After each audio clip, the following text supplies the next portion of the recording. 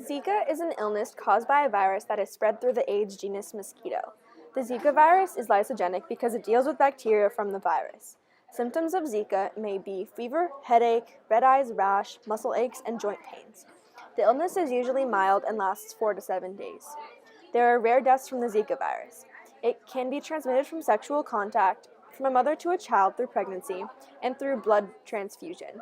The viruses that infect bacteria are called bacteriophages.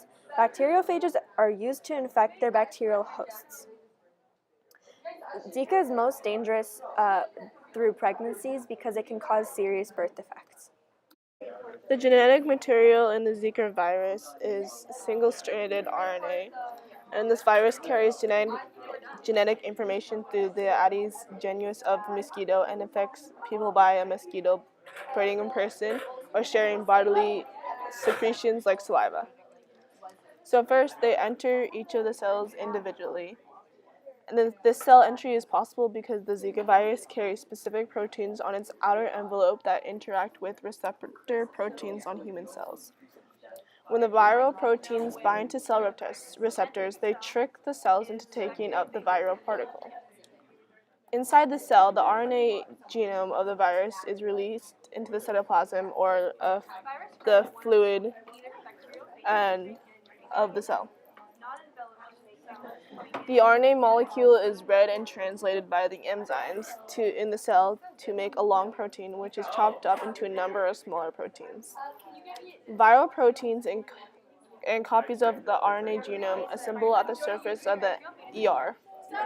New viral particles bud off into the interior of the ER, taking a small patch of the ER membrane along with them.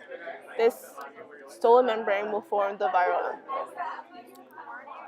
The particles then travel through another structure, the Golgi apparatus, and they will undergo more processing before they release to the cell surface. Released viral particles can also affect other cells, and this cycle continues. In the lysogenic cycle, the phage DNA is inserted into the cell, and it is not immediately copied or expressed to make proteins. Instead, it recombines with a particular region of the bacterial chromosome.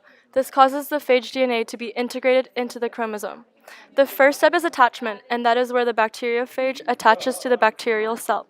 The second step is entry, where the bacteriophage injects DNA, or in this case RNA, into the bacterial cell. And the third step is integration. Phage DNA recombines with the bacterial chromosome and becomes integrated into the chromosome as a prophage. And the fourth and final step is cell division. Each time a cell containing a prophage divides, its daughter cells inherit the prophage. The lysogenic cycle incorporates the DNA and makes new phage within the bacterium, and that happens in the Zika virus. But the lytic cycle uses DNA, and it makes new phage within the bacterium, and it does not incorporate it into its own DNA. The first step of the lytic cycle is attachment. First, the proteins in the tail of the phage bind to a specific receptor, and in this case, it's a sugar transporter on the surface of the bacterial cell. The second step is entry, and the phage injects its double-stranded DNA genome into the cytoplasm of the bacterium. The third step is DNA copying and protein synthesis. The phage DNA is copied, and phage genes are expressed to make proteins like capsid proteins. The fourth step is assembly of new phage. Capsids assemble from the capsid proteins and are stuffed with DNA to make lots of new phage particles. The last stage is lysis, and this is late in the lytic cycle. The phage expresses genes for proteins that poke holes in the plasma membrane and cell wall. The holes let water flow in, making the cell expand and burst like an overfilled water balloons, letting the new phage made within the bacterium flow out. This article talks about why we should still be worried about Zika. Since it's also been more than a year since the Centers for Disease Control issued the first warning about travel to Brazil and the Caribbean because of the Zika virus, the virus is still in the back lurking. Because it's also been winter for the past few months, Zika has been out of sight and out of mind. But people should still be worried about it, because this is not the season where they thrive. However, the good news is that the scientists are still trying to find vaccines, and we're getting closer every day.